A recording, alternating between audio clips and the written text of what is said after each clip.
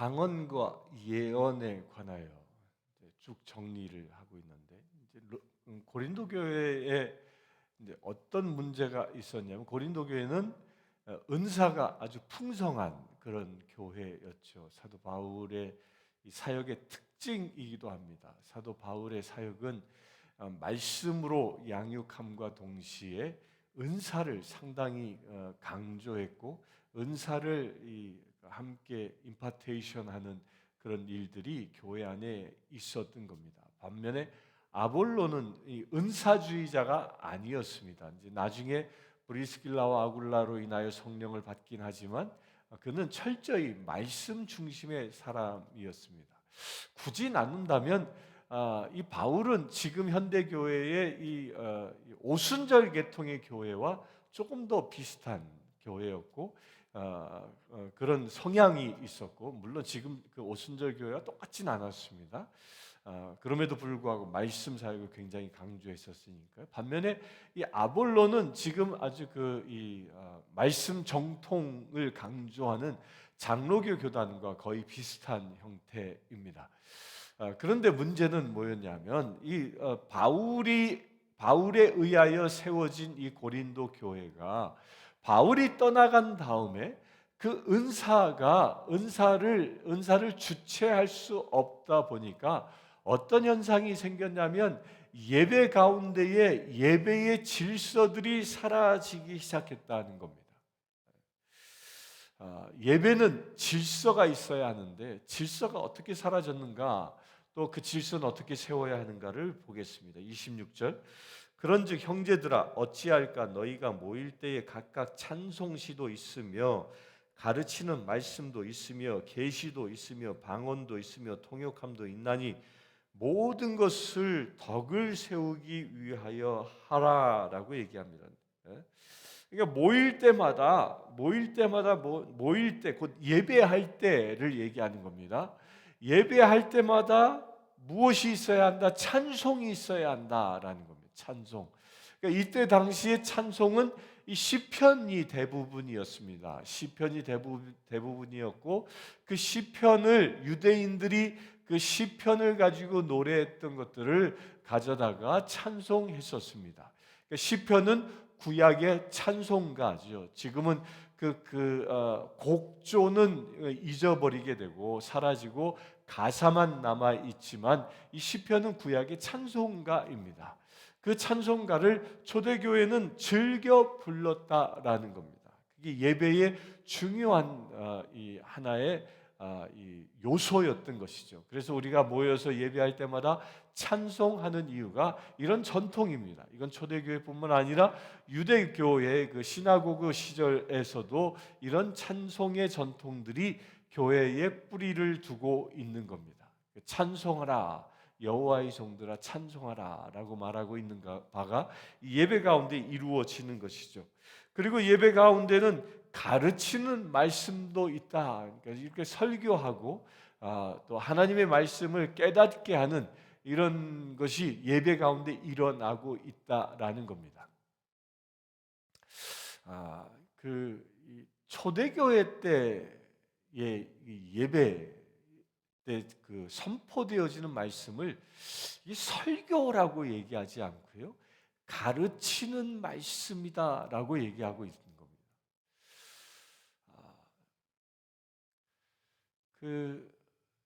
오카는 목사님이 이 제자 훈련이라는 것을 한국에서 보급하면서 그 오카는 목사님 말씀이 이제 이런 얘기를 하더라고요. 그 제자 훈련을 하는 배우기 위해서 모인 그 목사님들을 향하여 이렇게 얘기해요. 여러분들, 설교 가지고 사람이 변하지 않습니다. 설교 100번을 듣는다고 해서 사람은 변하지 않습니다. 그렇게 얘기를 해요. 따라서 사람을 변화시키는 것은 설교가 아니라 제자 훈련입니다. 제자 훈련을 받게 되면 사람이 변합니다라고 얘기해요. 물론 그분이 그 오랜 목회 경험에서 나오는 이야기입니다. 그런데 또 그분이 그 설교하는 것을 저도 뭐 수백 번 아니 수천 번 들었는데, 그분의 설교는 아주 웅변조로 아주 강력하게 말씀을 조목조목 가르치는 말씀들을 합니다. 그런데 그 말씀을 듣고 사람이 안 변할까? 이게 모순이다라는 생각을 합니다. 그런데 초대교회 때는 제자 훈련이 있었겠습니까? 초대교회 때는 아닙니다. 초대교회는 제자 훈련이 따로 있지 않았습니다. 초대교회 때는 이렇게 예배 가운데에 가르치는 말씀들이 있었던 겁니다. 그래서 초대교회의 예배는 이 1시간 안에 끝나지 않았습니다. 1시간 안에 끝나는 게 아니라 이때는 주로 어느 때 모였다고요? 안식일 다음 날부터 모였다니까 안식일 다음 날이 지금으로 얘기하면 토요일 저녁이에요. 그러니까 해가 지면 새로운 한 하루가 시작되어진다고 그랬죠. 우리는 아침에 해가 뜨면 하루가 시작된다고 생각하지만 이 시대에는 해가 지면 하루가 시작되어진다고 그랬어요. 그래서 이들은 해가 지면 저녁 식사를 하기 위하여 식사 때 모이고 저녁 식사를 하면서부터 예배가 시작되어진 거예요. 그래서 예배 시간이 끝나는 시간이 따로 정해져 있지 않았습니다. 그러니까 긴 시간 동안에 어느 날은 밤을 새워서면서까지도 예배를 드렸던 겁니다. 그렇게 긴 시간 동안 예배를 드리는데 그 긴 시간 동안에 했던 중요한 것들이 뭐냐면 말씀을 가르치는 데 있었다는 겁니다. 그러니까 한편의 설교, 일방적인 설교가 아니었던 거예요. 이 초대교회의 예배는요. 그러니까 가르친다라는 건 뭐예요? 가르친다라는 것은 지금 제가 하는 것처럼 이렇게 일방적으로 선포하는 걸 얘기하는 게 아니에요. 그러니까 가르치는 건 선생님이 조목조목 가르치고 또 학생들이 질문하면 받고 또 그것을 놓고 또 서로 토론하고 이게 가르치는 거잖아요. 그러니까 초대교회에 이와 같은 일들이 일어난 겁니다. 말씀을 한 사람이 일방적으로 선포한 게 아니라 서로 피드백들이 충분히 일어나면서 그 말씀으로 동화되어지고 말씀으로 훈련되어져 그들이 주님의 제자들로 양성되어졌다는 겁니다. 이게 초대교회의 예배였던 거예요. 저는 이 초대교회의 예배가 우리 교회도 이게 좀 살아났으면 좋겠다. 그냥 11시에 모여서 12시에 끝나려고 그냥 막 짜여진 일정대로 쭉 가는 게 아니라 설교도 그냥 25분 안에 끝내려고 막 애를 쓰는 게 아니라 성령의 기름 부으신 대로 설교 말씀이 선포되어지고 또 그 중에 말씀을 받은 사람이 있으면 또 일어나고 그 얘기가 어디 나오냐면요.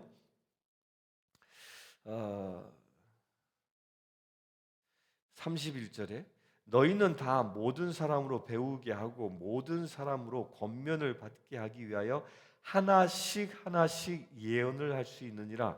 예언하는 자들의 영은 예언하는 자들에게 제재를 받나니. 이 말이 뭐냐? 이게 그거예요. 누군가가 이 시대엔 설교자가 따로 주어진 것이 아니니까 또 아볼로나 이런 사람들이 설교할 수도 있었겠죠. 교회의 지도자들이 말씀의 화두를 딱 던질 수 있습니다. 그렇게 던지고 나면 또 이때 예언이라는 게 말씀을 선포하는 걸 예언이라고 그러지요.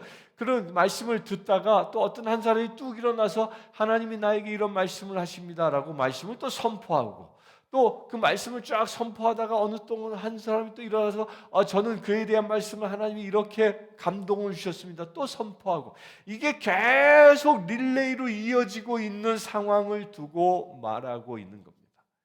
그러니까 이때 그 예언하는 자들에게 제재를 받나니 이 말이 뭐냐면 절제한다는 거예요.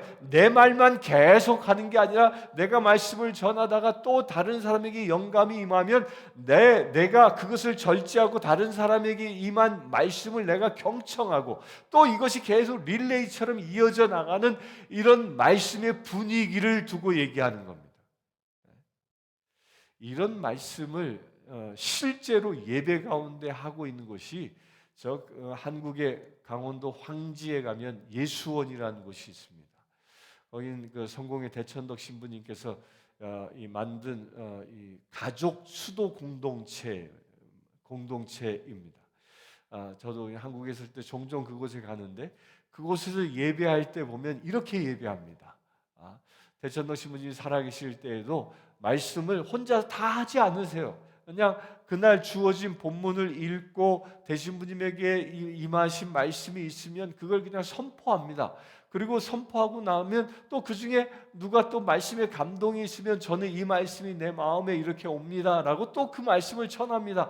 그래서 함께 예배 드리는 그 많은 사람들이 막 여기서 저기서 또 상대의 이야기를 반박하지도 않아요. 그냥 저에게 주신 말씀이 이랬습니다. 저도 이런 말씀을 받았습니다. 쭉 이런 이야기를 한 20-30분 계속 이야기하는 겁니다.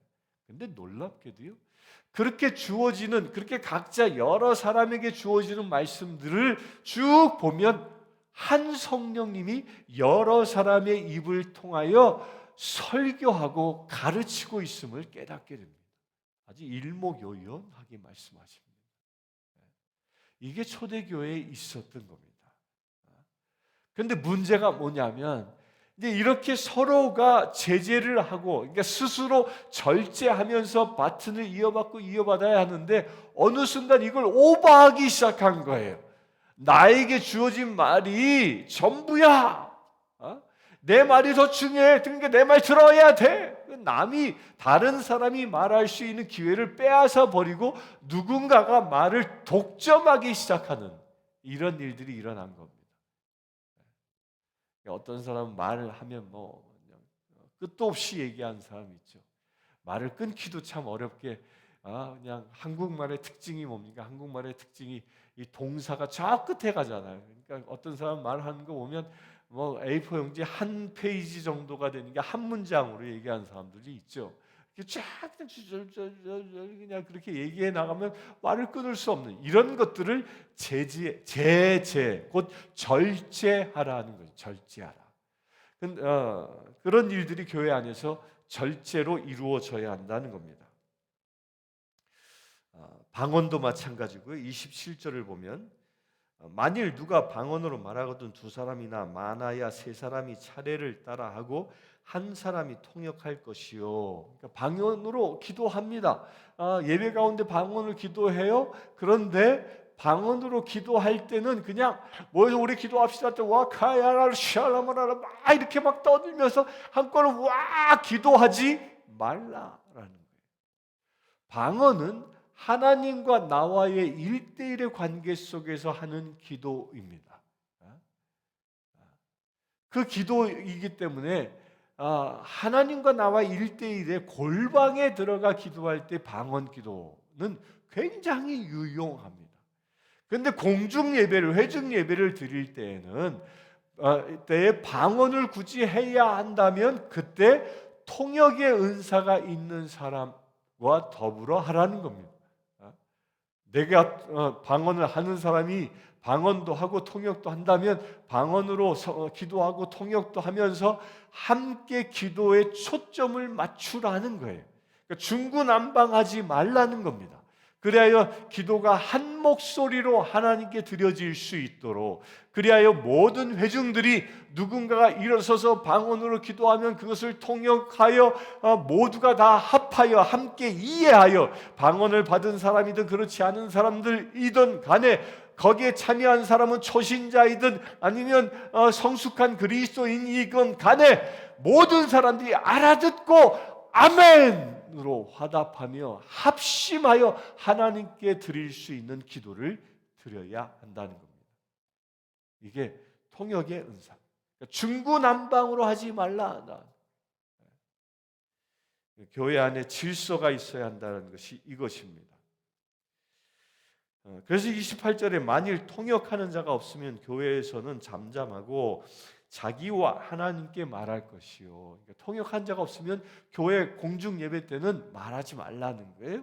그러니까 하나님과 자기와 하나님께만 골방의 기도를 얘기합니다.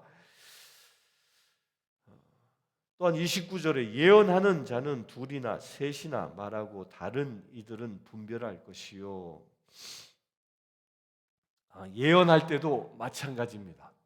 예언할 때도 일어서서 예언을 합니다. 예언을 하면 예언을 하고 나면 하나님의 말씀을 하고 나면 그 회중들 앞에서 합니다. 회중들 앞에서 예언을 하게 되면 그것이 회중들 안에서 신앙적인 권위가 있는 사람들을 통하여 분별되어질 수 있어야 한다는 겁니다.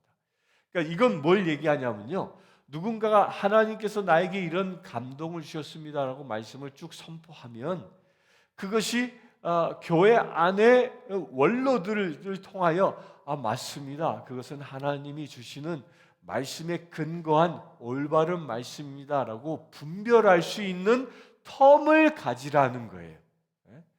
아, 내 주장만 막 하라는 게 아니는 거예요. 예수원의 그 공동체가 그리하였습니다. 이 대천덕 신부님 살아계실 때에는 그렇게 누군가가 대언을 하고 말씀을 선포하면 대신분이 그걸 가만히 듣고 있다가 맞습니다, 그건 성경에 어디에 근거한 겁니다, 그건 저에게도 동일한 감동을 옵니다라고 분별해 줍니다. 그러게 이렇게 쭉 분별해서 나아가는 것이죠.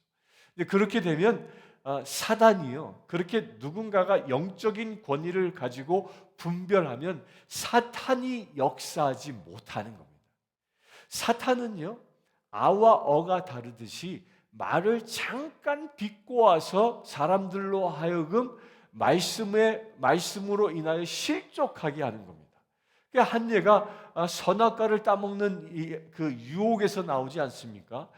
뱀으로 변장한 그 사단이 이 하와에게 딱 접근해가지고 야야야야, 너 하나님이 이 땅에 있는 건 다 먹지 말라고 했다며, 이렇게 말을 딱 왜곡시켜 버립니다. 무엇만 먹지 말라고 했습니까? 선악과만 따먹지 말라고 했는데 먹지 말라라는 말에 선악과라는 말을 쏙 빼버리고 모든 거 먹지 말랬다며, 이렇게 말을 살짝 바꾸는 겁니다. 이런 것들을 교회의 권위가 있는 사람들이 분별해내는 겁니다. 분별할 수 있는 그런 시간적인 텀을 가지라는 겁니다. 그래서 예배 시간이 굉장히 길어진 겁니다. 누군가가 말씀을 선포하면 그 말씀을 분별해내고 그래요, 이건 이런 하나님의 말씀에 감동이 있는 것이네요, 그 말씀에 합당한 것이네요, 할렐루야, 우리에게 주신 그 말씀에 감사합니다, 이러면서 교회가 또 다른 사람의 예언을 듣고 또 다른 사람의 예언을 듣고, 이게 교회 안에 그 예배의 한 분위기였던 겁니다. 여러분들 상상이 갑니까? 지금처럼 이렇게 정형화되어져 설교자가 그냥 일방적으로 선포하면 그냥 아멘 아멘 하고 끝나는 것도 아니고요. 이렇게 도처에서 이게 성령 충만한 예배라는 겁니다. 그런데 그게 질서 가운데 이루어지는 겁니다. 바울이 떠나간 다음, 바울이 있을 당시에는 그 질서가 유지되어졌는데, 영적 권위에 의하여. 근데 바울이 떠나간 다음에는 이게 살짝 틀어졌던 것이죠. 예언을 하는 사람이 자기 주장만 막 하고 분별치 않고, 그러다 보니까 서로 예언이 언쟁이 되어져 버리는 이런 불상사가 일어나게 된다는 거예요. 따라서 예언을 할 때는 영적 권위를 가진 자로부터 분별할 수 있는 그런 시간을 가지라는 겁니다. 그럴 때 물 흐르듯이 말씀의 은혜가 흘러가는 것입니다. 우리 교회가 그렇게 한번 되었으면 좋겠습니다. 한국의 몇몇 교회들은 이 작은 교회 공동체가 이렇게 예배드리는 공동체가 있다고 저도 들었습니다.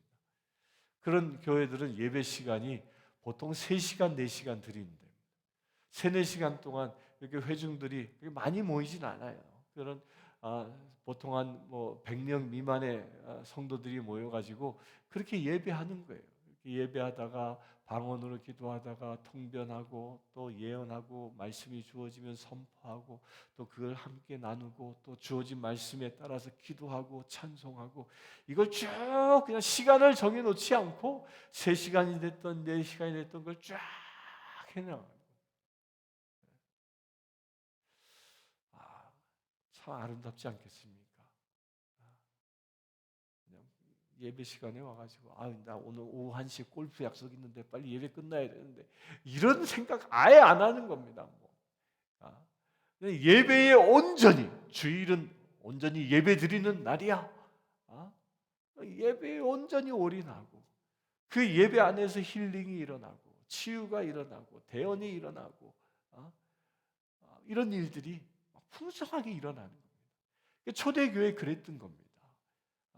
그 말씀을 하다가 어느 갑자기 병자가 오면 하나님께서 저 사람의 치유를 위하여 성령님께서 기도하라고 말씀하십니다. 그러면 그를 위하여 안수기도 하고, 그때 실제로 치유가 일어나고 귀신이 떠나가는 역사가 일어나고 이런 일들이 막 자연스럽게 일어나는 것.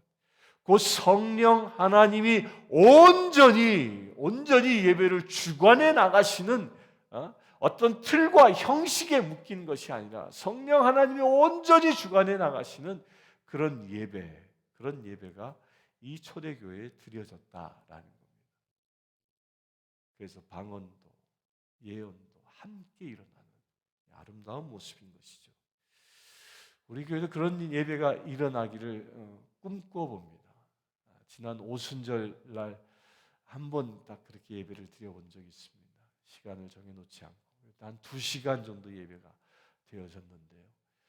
그때는 안수기도만 했지만 이게 더 발전하면 이제 그 안수기도를 받고 또 거기서 성령 충만함을 입은 사람은 또 일어나서 나에게 성령 하나님이 지금 어떻게 일하셨는지를 간증하고 선포하고 또 그걸 분별해내고 이게 계속 이어지는 겁니다.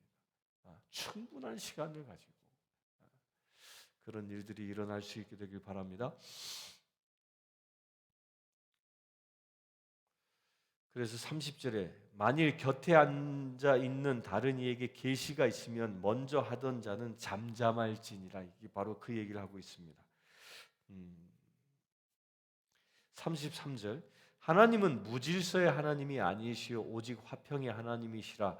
모든 성도가 교회에서 함과 같이 여자는 교회에서 잠잠하라. 그들에게 말하는 것을 허락함이 없나니 율법에 이른 것 같이 오직 복종할 것이요 만일 무엇을 배우려거든 집에서 자기 남편에게 물을 지니 여자가 교회에서 말하는 것은 부끄러운 것이라. 하나님의 말씀이 너희로부터 난 것이냐 또는 너희에게만 임한 것이냐. 이 말을 잘못 이해하면 여자들은 교회에서 잠잠하라. 그러니까 여자들이 말하지 말라. 그러니까 이것을 여성 성직 안수를 반대하는 교단이 근거 삼고 있는 말씀이기도 합니다. 근데 이 말의 본 뜻이 무엇이냐면요. 여자들이여 잠잠하라라는 말의 그 앞에 보면 여자는 교회에서 잠잠하라. 그 앞에 뭐라고 되어 있습니까? 모든 성도가 교회에서 함같이 여자는 교회에서 잠잠하라. 자, 여기 대전제가 있습니다.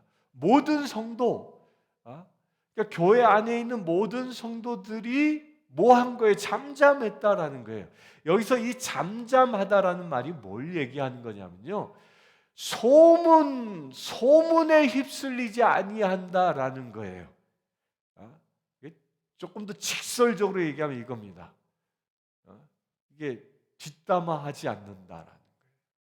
남의 뒷이야기하지 않는다라는 거예요. 남의 허물을 들춰내는 이런 이야기하지 않는다라는 거예요.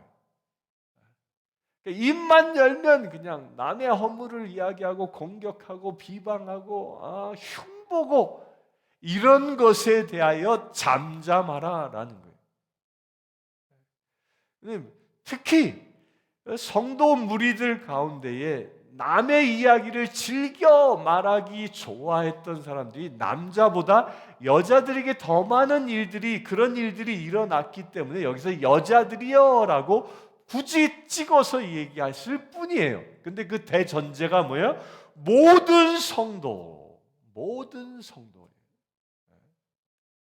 그러니까 교회 안에서는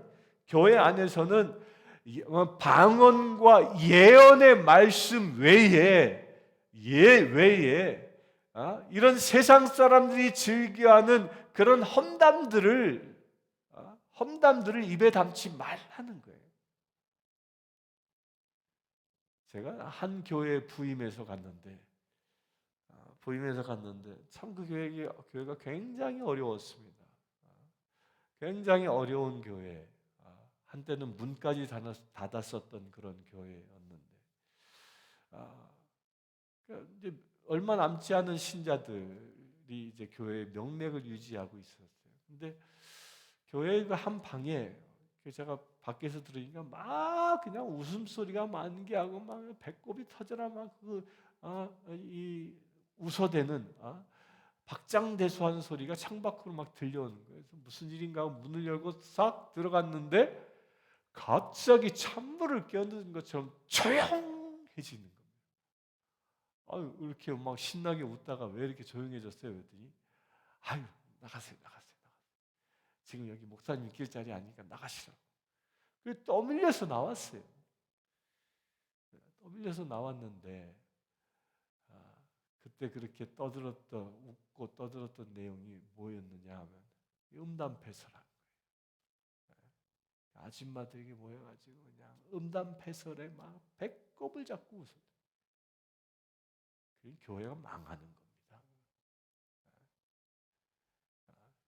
입에 음담패설을 담고 입에 남의 흉을 담고 입에 남을 비방하고 이런 것으로부터 잠잠해져야 한다는 겁니다.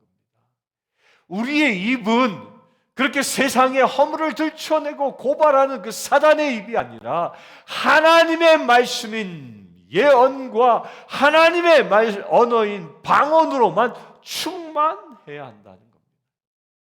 이게 그리스도인의 입술이어야 한다는 거예요. 교회가 교회되는 일은 교회되어지는 것은 우리의 입에 무엇이 담겨져 있느냐를 보면 알 수 있는 겁니다.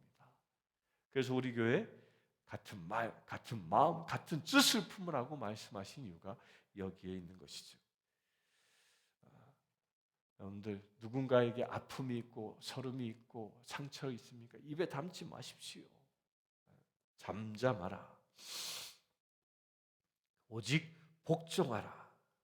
남편에게 복종하듯이 곧 하나님의 권위에 복종하라는 겁니다. 하나님의 말씀이 너희로부터 난 것이냐 또는 너희에게만 임한 것이냐? 하나님의 말씀의 권위 얘기합니다. 37절 만일 누구든지 자기를 선지자나 혹은 신령한 자로 생각하거든 내가 너희에게 편지하는 이 글이 주의 명령인 줄 알라. 만일 누구든지 알지 못하면 그는 알지 못한 자니라. 그런즉 내 형제들아 예언하기를 사모하면 방언하기를 금하지 말라. 모든 것을 품위 있게 하고 질서 있게 하라. 자기의 주장을 내세우지 말고 질서는 성령님의 인도함에 맞추어서 절제하라는 겁니다. 모든 이들이 뭐하라? 예언하기를 사모하며 방언을 말하기를 금하지 말라. 말을 바꾸면 얘기하는 거죠. 예언을 하고 방언을 하라라는 겁니다. 우리 교회의 이름이 성신교회예요. 성령교회예요. 성령교회. 일찍이 하나님께서 태초 때부터 이 내시빌 땅에 성령의 기름 부으심이 오직 성령의 운행함으로 예비하는 교회로 이 교회를 예비하셨다고 저는 믿습니다. 그것이 회복되는 날이, 그것이 예배 가운데 회복되어지는 날이 곧 올 줄 믿습니다. 그리하여 우리 교회를 통하여 시작점이 되어져 성령이 운행하는 예배가 이 땅 가운데 넘쳐나는 귀한 날이 속히 임하기를 이 시간 함께 간구하며 기도하겠습니다. 주 아버지 하나님 감사합니다. 주님께서 우리 교회를 성령의 교회로 세워주심을 감사합니다. 또한 주님께서 오늘 말씀하심으로 인하여 예배 가운데 방언으로 예언으로 기도하라 말씀하셨습니다. 방언으로 기도하고 예언으로 말씀을 선포하라 말씀하셨습니다. 또한 성령의 기름 부으심으로 절제하는 가운데에 성령의 운행하심으로 오직 주님만 드러낼 수 있는, 주님께만 영광 돌릴 수 있는 놀라운 예배가 회복되어지라 말씀하셨습니다. 아버지 하나님, 그와 같은 예배를 사모합니다. 오직 주님의 운행하심 가운데에 오직 주의 성령님의 인도함 가운데 예배하는 귀한 공동체가 되어지기를 원합니다. 주님 역사하여 주시옵소서. 우리 교회 모든 교회들이 깨어 일어나게 하시고 온전히 성령 충만한 예배를 드림으로 인하여 천국 잔치를 맛보며 천국 잔치 가운데에 하나님의 영광을 돌릴 수 있는 예배가 살아날 수 있도록 아버지 축복하여 주시옵소서. 우리 주 예수 그리스도의 이름으로 기도드리옵나이다. 아멘. 지금 우리 주 예수 그리스도의 은혜와 하나님의 크신 사랑과 성령님의 감화감동 교통 치유하심이 이 시간 예배하는 주의 사랑하는 모든 지체들 위해 지금부터 영원토록 함께하시. 아프리카 케냐의 마소교교의 고아원생 스테이시는 여자아이입니다. 스테이시는 초등학교 진행을 희망합니다. 장래 간호사가 되는 것이 꿈입니다. 이 아이는 매달 학비와 점심 식사 비용으로 30불이 필요합니다. 이 아이의 후원자를 찾고 있습니다.